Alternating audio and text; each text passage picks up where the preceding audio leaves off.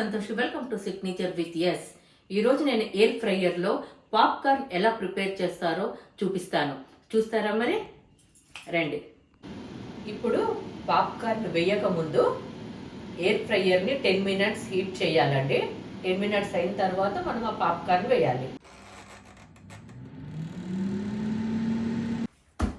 ఇప్పుడు air fryer heat అయిందండి. దీన్ని మనము బయటకు తీయాలి.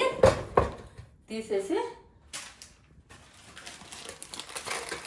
ఇది ఎయిర్ ఫ్రైయర్ పేపర్ అండి. దాంట్లో నేను ఇప్పుడు ఏం చేస్తానంటే ఈ పాప్కార్న్లో కాస్త ఉప్పు, కారం, కొంచెం ఆయిల్, మసాలా పౌడర్, దీనికి సంబంధించిన మసాలా పౌడర్ కలిపాను. ఓన్లీ 1 లేయర్ వేయాలండి. ఎప్పుడైనా ఇలా మొత్తం దీన్ని స్ప్రెడ్ చేయాలి. ఇలా స్ప్రెడ్ చేశాక దీన్ని లోపలికి పెట్టేయాలి, అడ్జస్ట్ చేయాలి.